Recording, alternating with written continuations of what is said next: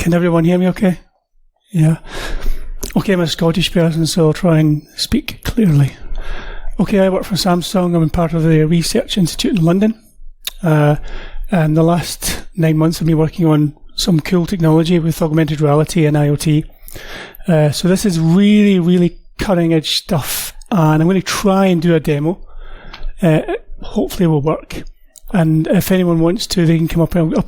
If anyone wants to, they can come up and try it in one of their phones. But we need a volunteer who's got a modern phone.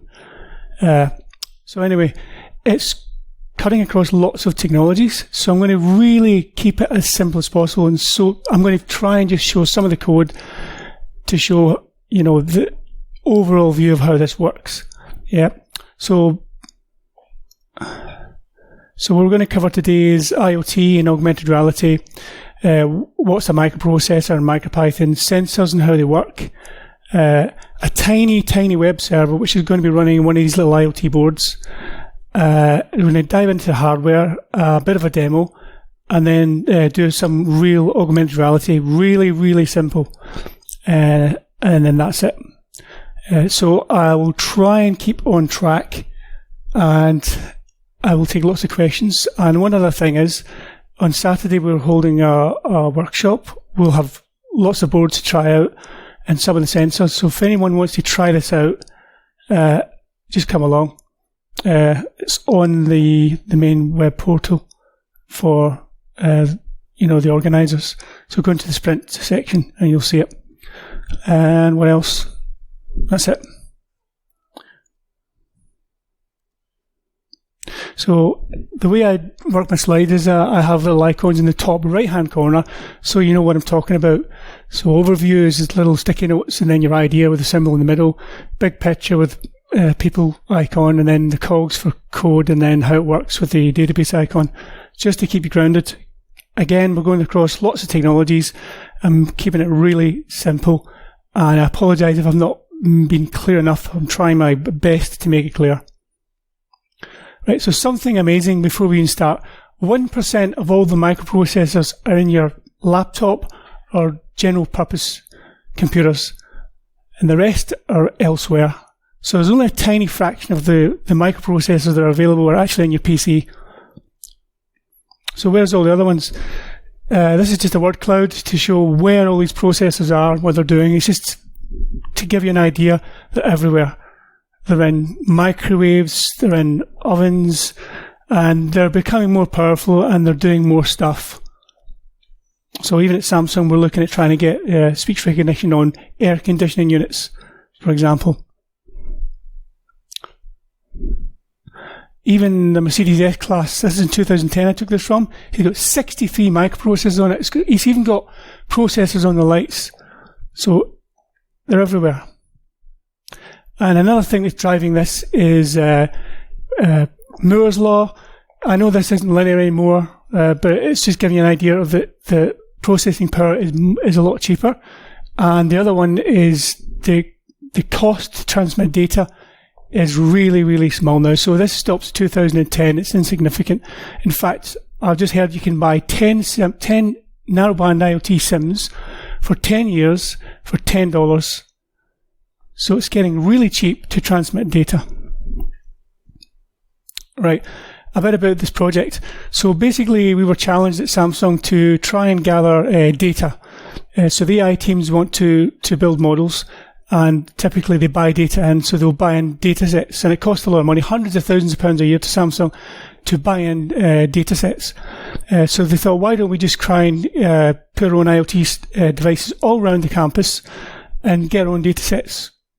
So that was the idea, but how we're going to do that. So we thought about having a proof of concept of using some IoT hardware, and we decided to use the Micropython board. It's really low power, 47 milliamps, weighs less than 9 grams. It's tiny. It's 34 by 28 millimeters in size. But we had to try and think of getting a micro web server on there as well, and how to interface to that device. And typically embedded systems, you don't have big real estate screens or keyboards. You've got nothing. It's really hard. So the concepts we were thinking about were using the phone to try and get an interface to the device. Does that make sense? Yep, so wouldn't it be nice to just bring up your phone like I've shown here in a snapshot, bring up your phone and then get some data from that device. That's the kind of concept, yeah.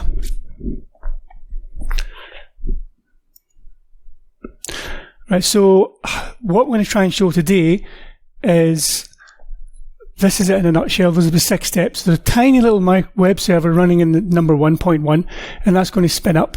And then we're going to take data from these tiny little sensors, and a phone will hit an endpoint, and then get effectively a web page back in step 4. And then the phone will then try and render that page. It will use AR.js and A-frame to render that page. And then when this activates, the phone is going to try and find a marker. And when it identifies a marker, it will try and display or render the data on the marker. So the marker looks something like that. Here's a marker.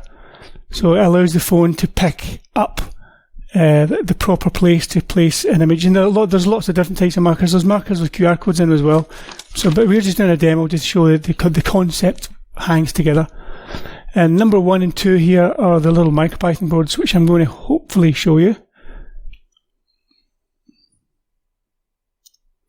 But I need to try and explain the overall picture first. Normally I do the demos at the start, but this is such a big topic, I kind of just try and explain the top level view. So there's probably people in there that know about IoT or know about augmented reality and so on, but there's people who are not. So effectively microcontrollers started, the IoT revolution happened around 2005, and I've stopped around 2015. It's still going.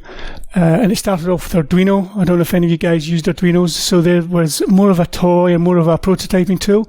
And then Mbed from ARM came out. And then you've got Esperino and a whole raft of others. And then the Raspberry Pi, which is really a general purpose computer, really. It's got an operating system on it. It's not running bare metal. A high-level language like Python or JavaScript. It's a full-blown Linux OS on the Raspberry Pi. So I put it in there because people understand it as an IoT device. Yeah, and at the very end, I've got the Micropython board, which we used, and I'll explain to you why we used that in a minute. But I've got it at the very end because it only came out in 2018, and we had it in the lab in 2017. We were looking at it, the prototype, and there's benefits to why we used that, which I'll explain in a second. So what is the Internet of Things? The Internet of Things is a system of integrated computing devices, blah, blah, blah. That's Wikipedia. I stick it in there. So the slides are online. You can read them. But effectively, in a nutshell, to me, IoT is a thing that sits there and can communicate with other things via some network. It could be LoRa, Sigfox, cellular, Wi-Fi. It doesn't just have to be one particular technology. So it's technology agnostic. Problems that happened with the first set of IoT devices, they were all basically C-based. They weren't using Python and high-level languages, so they're quite hard to use. So if you have picked one of these things up, you might work on it and think, yeah, this is great, I'm using it, and then you take it somewhere else, use different libraries, everything doesn't work. C was designed to be portable, but it's not really, and it's difficult. So if you get web developers or people are used to using high-level languages, they don't really want to work in this low-level construct, and it's difficult. You've got to manage everything on these embedded systems. You don't have, or sometimes, or most times, you don't have an operating system that's handling everything underneath the hood. Yep. So that's when these things started using high-level languages, and I've even got a board that uses JavaScript, bare metal. So why Micropython? So Micropython isn't just Python and Micropython, binary that just sits there. It's the whole ecosystem. So you have the main web portal, the web store you can buy stuff on, and then your GitHub repo. So there's kind of 3 parts to it. And we looked at that and we thought, well, there's a lot of action in the forums. There's people using it, and then the new stuff came out. And we thought that fits the bill for what we wanted. We wanted a modular system that we could build these sensors around the campus, where we could plug in our own sensors and get data. We didn't want to have to reinvent the wheel. We didn't have to develop our own hardware. We just wanted something we could put together quickly. Right. So this is effectively the thing we're going to use. There's three components to the thing we're going to use. There's the brains part, number one, which is the microprocessor, flash, and so on. And that plugs into number two, which is really just a little board with pins on it. And I'll explain pins in a minute. And then number three is our tiles, or little sensors we can use. So this is the part we bought into. We can plug in our sensors, and we can change the sensors. So they might be in the kitchen. We might want sensors that will do rate of rise temperature, or it might be in a hallway and you want a passive infrared, or it might be as an alarm system and you'll have a Doppler radar on there. And I can show you all this stuff as well. I've got it with me. So in fact, I'm going to just switch across to there. Can everyone see that? I apologize for the... So that's the actual real board. So here's the pins in the back. And here is the microprocessor. And here's a tile with three sensors on it. But if you want to see what the real prototype looked like, so this is actually from the lab. This one's got a passive infrared here. You can see a little dome. And then over here, you can see the Doppler radar. You see it? Yeah, that's a Doppler radar. And we've even got a little OLED screen here, which we use to put stuff on. And we connected that to the Micropython board. So the idea would be, once we're happy with this, we would take the sensor and make it into a tile. Yep. So we'll just quickly show you a tile. So here is another one. They're really tiny. So I am going to try and get a web server running on that. There's only 128K RAM, 2 mega flash. And here is a little tile. This one doesn't have anything on it. So this one has got pads where you'd solder your test sensor on it. And here's your DIN rail at the back where you plug it in. And the DIN rail stuff's come from mobile phones, actually. So this technology's promiscuous. Does that make sense? Oh, God. Right.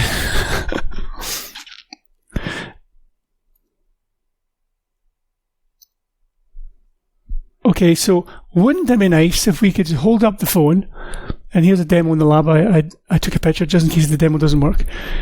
So we hold up the phone here, and then up pops you can just see this is just an object. It's just a 3D object that the phone's rendering. So it spotted the marker, and then it's exposing this augmented reality display. There's no data on here. It's just showing that this is the first time we got it all working. So that's actually coming from the little board you can see in the top right. And over here you can see the board there as well. So that was the first time we actually got it working. So there was a lot of problems we had in trying to get a web server running on that. Does that make sense? No. If everyone just doesn't say anything, I'm going to assume that's yes, okay? Right. What is AR? So this is at Wikipedia as well. Augmented reality is an interactive blah, blah, blah, blah. Right, so it goes down and down, and it's quite interesting. It says, including visual, auditory, haptic, somatosensory, and olfactory. Does anybody know what somatosensory means? Do you? Well, I didn't, so I had to Google it. So, yeah, so effectively, it's you can say you could have something on your body when you press it, and it would cause some other sensation. Or if something was hot, you'd have a pressure sensor activate on your body. So it's relating different things to different senses. That's my understanding. But we're not going to do that. If it's too complicated, we're going to just try and render some data from this little tool.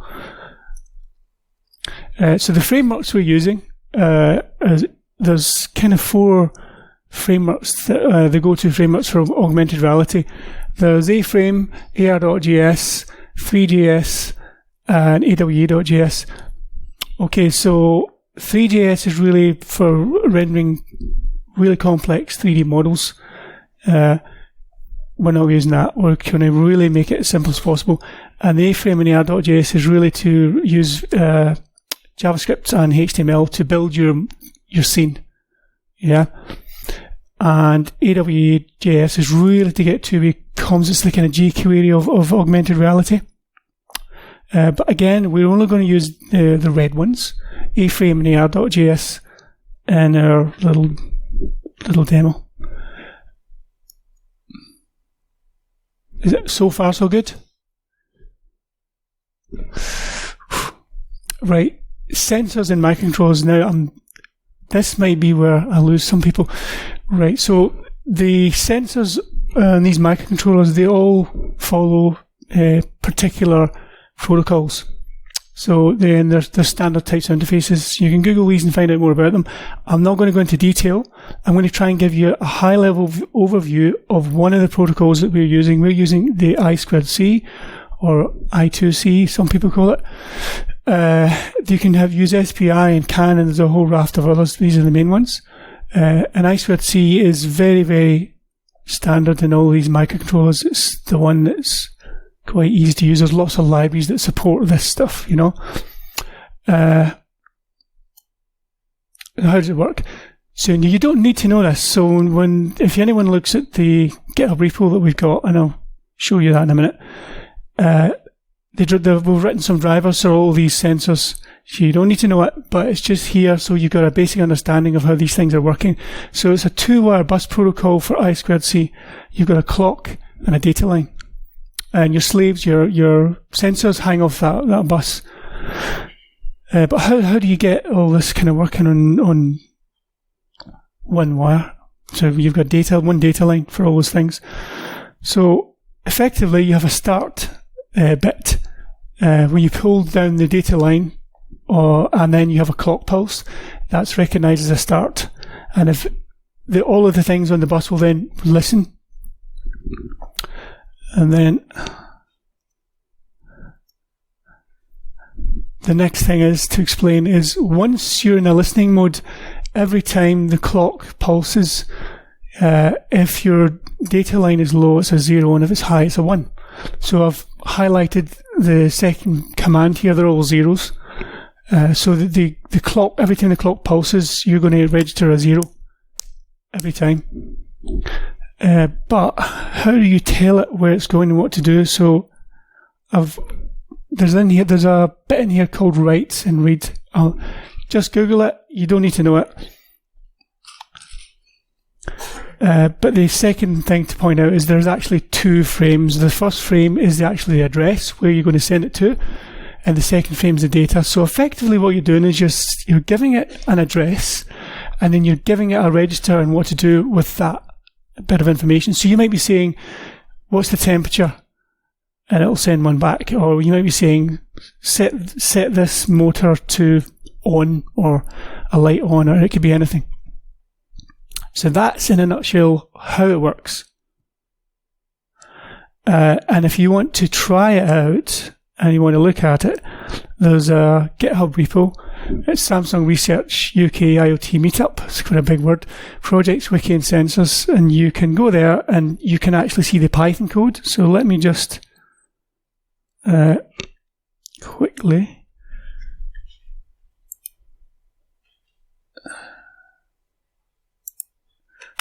So here's the sensor page here for real. And you can do this at your leisure if you want. If you want to try this out and buy this kit and try it. It's all free, it's open source. So there's just an example of using the driver we wrote for that particular sensor. In actual fact, it's based on the code that's in the Micropython already. We've written a little wrapper around it. So we can do things like ask it the maximum temperature that it's recorded, or ask it the minimum temperature, and so on. So these are drivers, and they're all using I2C. And if you look inside the code, you'll see all this stuff about registers and things. And now you know what it's actually doing because you've just learnt that. So if you go down here, there's actually a whole bunch of sensors in here. There's the sensor type. They'll tell you how it's connected.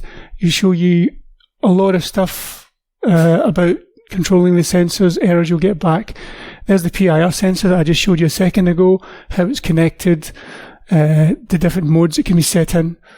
And then there's, you can creating a Micropython, a PIR sensor. giving it a pin, starting it, and then you can give it a callback, and it'll call the callback when it detects the movement. So I can't do that now because it's just too difficult to get all that set up. But on Saturday, we could set one of these up and you can trigger it with your hand and see it working. Okay.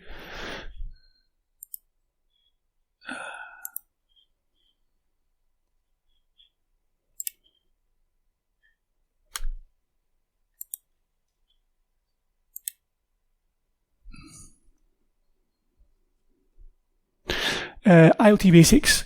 So we're nearly at the time where we can do the demo. But anyway, so IoT basics on these microcontrollers is all about controlling the pins.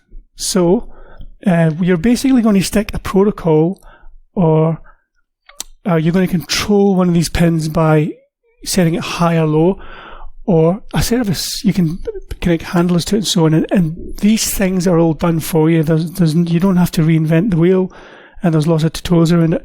So to show you the pins, where's my screen? So at the back of this board here, there's a number of pins, and you would connect your sensor with these jumper wires, like so.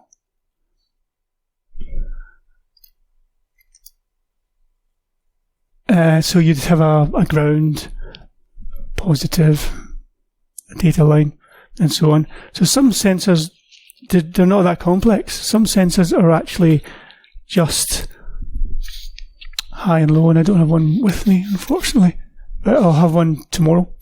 And you could put in, for instance, you might just use one to detect a magnet being set on a door, and you just use a pin directly. You can configure the pin and say this is going to be digital in and out, and that would be it.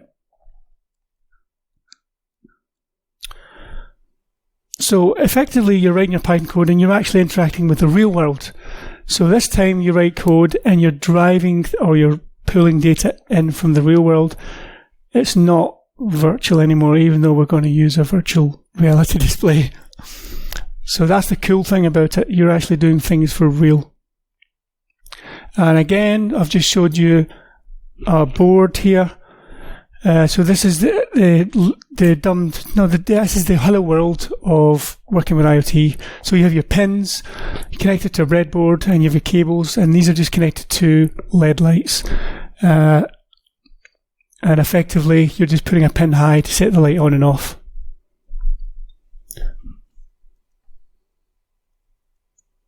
Okay, so let's just try and get this working.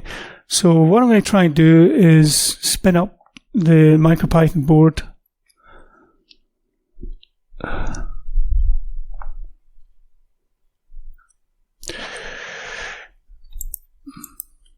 Okay, so here's my repo. Can everyone see my terminal screen? Is that too small? Shall I make it bigger?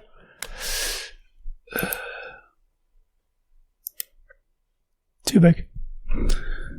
Okay.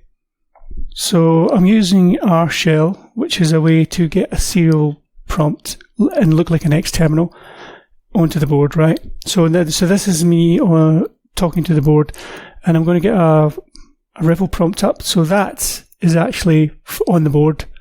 So I'm on the board right now. So, if I do,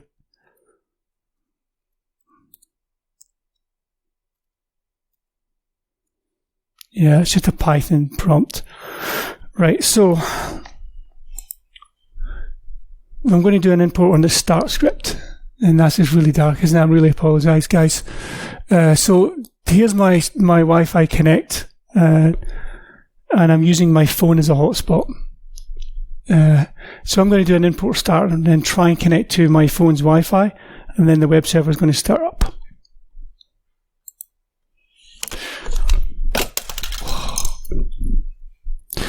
That's my mouse broken.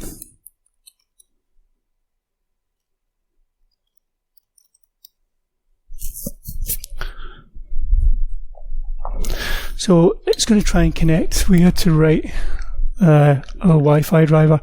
So now the web server we're using is written by a guy called Jean-Claude Bus.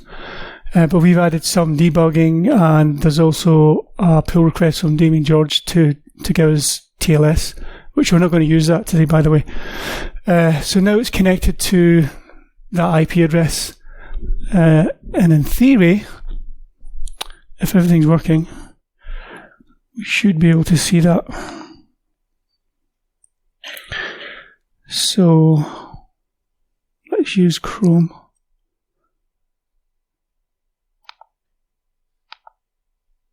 So I did this earlier to make sure it was working. So lucky enough, we've got the same IP. Have we got the same IP address? 215, yeah.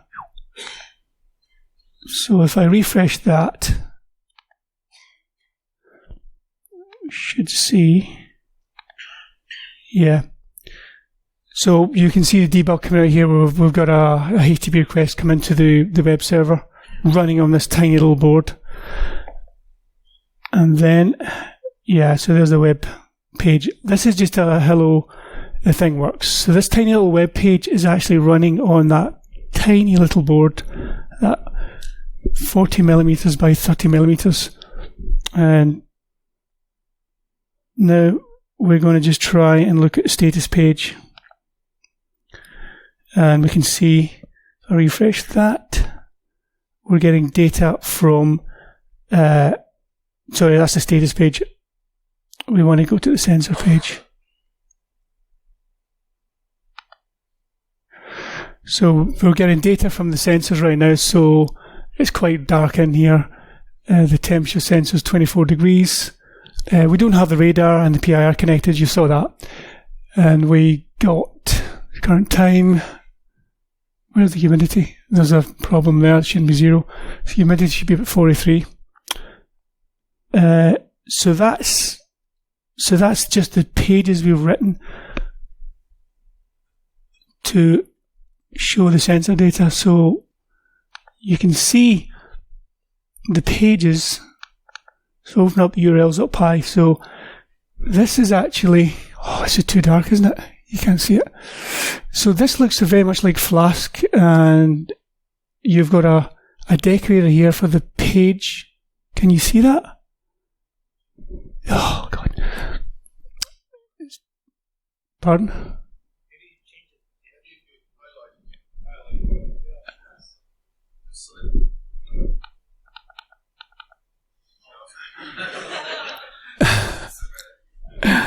Right, anyway, so you can get the idea. It's actually, you've just got a simple decorator at the start to handle that HTTP request, and then we've classified it as sensor. You're just pulling the data with the drivers we spoke about earlier from those sensors. And I've got print lines coming out there as well, which you would see in the back if I hit the web page. And then there's really ugly code down here. We've actually got the content directly in here. Just for this demo, we're making it really simple. So you can see effectively, oh, that's too dark. I apologize. You can see it's just HTML there, right? And then down here, we're just populating the HTML with the sensor data. So you can see your current time dot blah blah blah, your PIR dot PIR total, and so on. And that's us populating the web page with the sensor data. But the cool thing is, you're on a web server on this tiny little board. That's the cool thing. Right. Where do we get to? So, yeah, so the next thing to show you, this is the part where, well, first of all, I'm going to show you it not working. So if we go back one page and we try and get to the augmented reality page, this won't work. Yeah. So what's happening here? Right, so it's not working because, and it's a really spurious error message, it's not working because WebRTC won't allow it to work. WebRTC won't allow it to work because we're not over HTTPS. So one of the safety things for WebRTC and web now is you got to stop man in the middle attacks, and we're about to launch a camera and control something, so we have to make it secure. We can't put this over a normal HTTP session. So for this purpose demo, I've got Nginx running on the local machine, which is going to forward everything to the little Micropython board, right? And the only reason I've done that is because if I ran the TLS stuff on the Micropython board, you might see some error messages coming up because it's not quite ready yet. As I said, it's really cutting edge. So what I'm going to do is,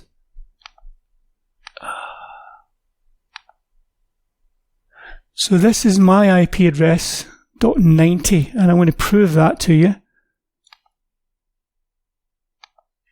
So if I run ifconfig, you can see .90 is the IP address of my machine. And Nginx is going to forward all that stuff over to the little Micropython board, and we're just using Nginx, the HTTPS wrapper. Does that make sense? Has anyone used Nginx before? Yeah. Loads of you, right. So we're using Nginx just as the HTTPS for now. And again, if anyone comes Saturday, we can use the TLS portion of this tiny Micropython board. Okay, so if I hit refresh on there, you should see data spew up, or you should have seen data spew up if I had it. Nope. Let's do it again. Yeah, it's too quick. Okay. It did work, honest. Yeah, it worked. Okay, now if I go to the augmented reality page,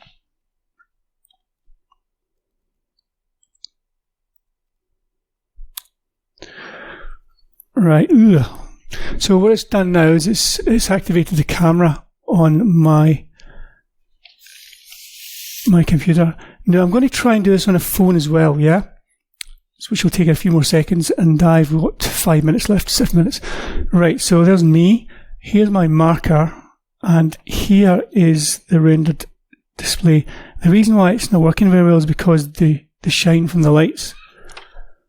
Oh, please work. Can you, oh God. Can you see it? Unfortunately, if I go back a bit more, maybe. And yeah, it's not very good, is it? But if I turn the laptop around and put it on the ground, you could see it better. There we go. So you can't, there's the data there. It's really unclear. So you've got data coming from the sensor values. Now, I'm open to suggestions on how we can improve this. Maybe we could have icons. We could have images. Yeah, we could do anything. Now, who wants to try this on their phone? Go on! Come on up.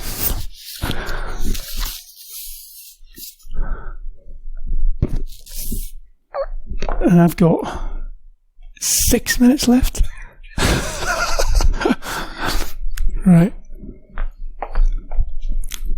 What's your name? Daniel. Daniel. Right. Is it a modern phone? It's an iPhone 8. Oh. Should I leave? I can go. I'll go. Well, I've never tried an iPhone. Should we try it on an iPhone? Right. Don't worry, because I've got a backup phone. Right. So can you come over here? Right. First of all, you're going to have to go into my Wi-Fi address. So, can you use Samsung test? Is it a Wi-Fi Samsung test, John? Yeah. Let's test 1, 2, 3, 4. Yeah. Don't tell anybody.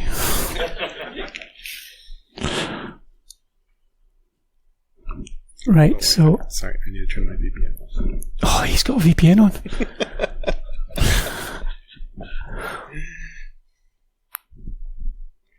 Okay. Right. Okay, now you're connected. Yes. Great. So go open up your browser. And then go to that IP address. So it's 190.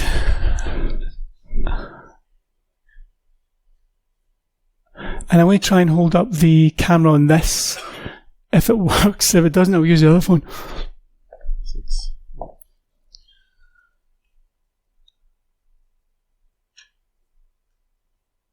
Yeah, it's come up with the connections and secure. That's okay, because we're using our own certs. So is it the website? Is it website? Yeah, it works. Right, now go to /AR on the end. Capital A, capital R.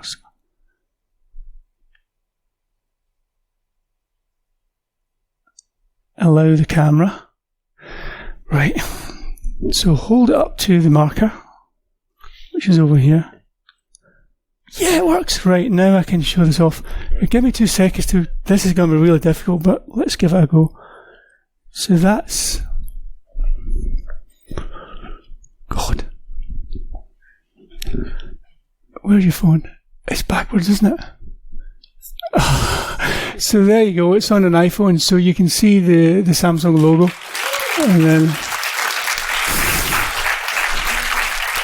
And you can see the data there as well. Right, so that's how you do it. Thank you very much, Daniel. Thank you. Right.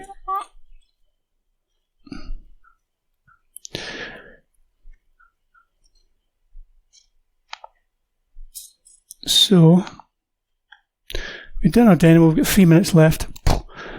So, you can find out more about the web server. The fork I've got is the one with the TLS stuff, and you see extensive debugging in there. This one has no debugging. I would really advise you to use the debugging, because if something doesn't work, you're just lost.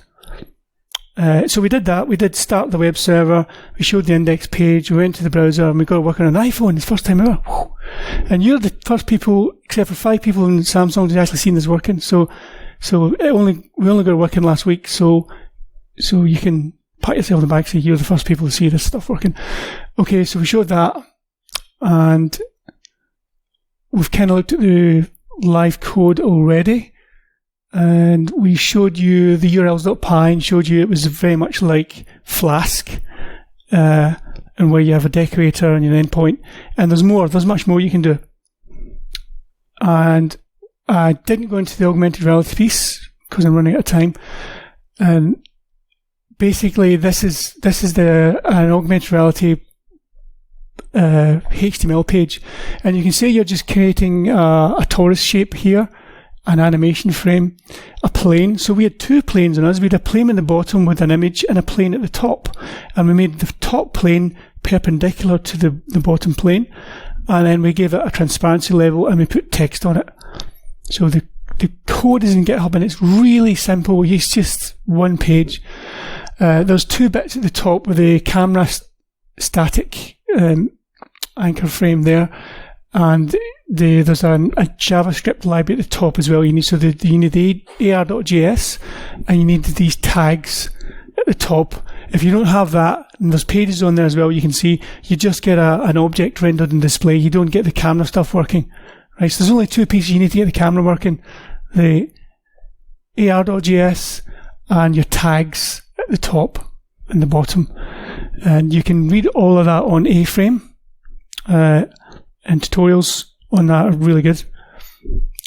But this is a static page. The stuff we've got is in urls.py. It's the same as that there, but it's hideous looking because it's inside triple doc strings, you know.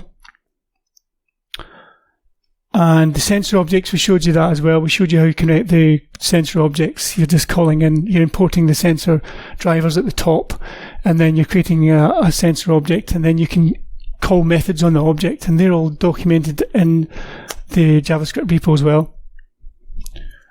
And I'm running out of time. Okay, so what can you do? So this stuff's good for static web pages. It's a bit like Flask. You can parse and form data, which I didn't do. This fork's got logging built in. You can use WebSockets. You can do dynamic substitution with a PyHTML file. I didn't do that either. And you can use HTTPS, but it's only for your own certs at the minute. And Damien George has got to fix that if he wants people to use HTTPS or someone else has. What it's not good for, again, HTTPS isn't quite ready yet. Don't think you're going to hit this with thousands of requests. It's not. And that's not what you do anyway. In real life, if you had an embedded system, you're not expecting thousands of people to hit it. It's going to be just for somebody coming up and put their phone up. You can imagine this being a fireman might come up and offer up, and he's got control to shut down power to a building, for instance. And that's actually mandated. But all of your shops will have a power switch at the top. You'll see where the fireman can pull it down. Wouldn't it be nice if it was an augmented reality one where you could just do that and switch it off? So there's a use case you could use for it. It's like Django Flask, but it's really, it doesn't have CMS or ORMs or user authentication or plugins, and so it's very, very basic. And it's not fully stress tested, as you've seen, but it's free. And if you want to try this stuff out, you can, and put it on these little embedded systems.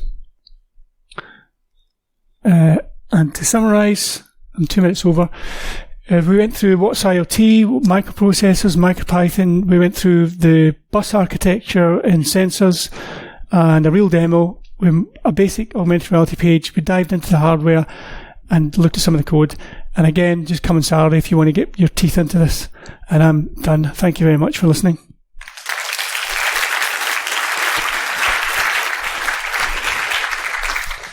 Thank you, Nicholas, for a lovely live demo presentation and a live testing. Now you know that it works on iPhone web browsers. Congrats. So, does anyone have questions? Yeah. First of all, thank you for the nice presentation and the demo. And I would like to ask, considering the small size of the board, do you think it would be, this whole thing would be fit for wearable sensors and wearable electronics, like an heart sensor I could just put on myself or something like that? Depends. It depends. If you're talking about stuff to go onto your body, then that goes through a very rigorous testing regime. So it's got to be in the field for a long time. This isn't. So I guess no for that. But for the form factor on the side, yes. Yeah, I could see this being used. I mean, one of the projects we want to look at now is to use automatic speech recognition, but do that on the edge of a network. So the board would then record speech, pass it up into the cloud or the edge, and then get the response, maybe a JSON object back with context and what the board has to do. So if it was an air conditioning unit, for instance, you could put a real low power board in there with a microphone on it, and then you'd say switch on the air conditioner to 23 degrees. That would go up to the cloud, come back, and then the board would do its stuff. So it depends again on the thing you're selling. If it's a white goods thing like a washing machine, people aren't going to pay a lot of money for a washing machine or a microwave. So if you're going to put something really meaty on there like a Raspberry Pi or higher, then there's going to be a cost attached to that. And then you've also got the cost of stuff in the cloud. So if you're pushing things into the cloud, who pays for that as well? So it's really complex. But I think there's a space for it. And I think, yeah, it's now the main thing that's different about this is it's been certified to be used as a product. It's not a toy. It's not a prototype tool anymore. It's you can imagine you build your thing, clip that on, and it works. So an example would be you don't want to build your whole thing because you ship it off and get it mass produced in China, then they copy it. So you can have the board separate. The other board's got all your sensors on it, and the brains thing gets plugged in. So there's separate pieces. You join them together, and then you're protecting your IP that way as well. Does that answer the question? Oh. Just one quick question. Is this technology, this server, is it very specific to this Micropython board, or could you also run it on a microbit or some other microcontroller that runs Micropython? Well, I took it from, it was using an ESP board at the start, so we had to port it a little bit, change it a bit to get it to run on this board. So it did run on ESPs already. And you can see on the website, if you go there, you'll see the boards it supports. So yes, it can run on other boards. You'd probably have to make sure sockets is compiled into your binary on the actual board, your interpreter. So we had to get sockets compiled in for the Micropython board, and TLS was an issue as well. Logging was an issue. What else? And that was it. Yeah. We have time for one final question. Does anyone have any other questions? Good. Thanks for a lovely presentation, Nicholas. Thank you.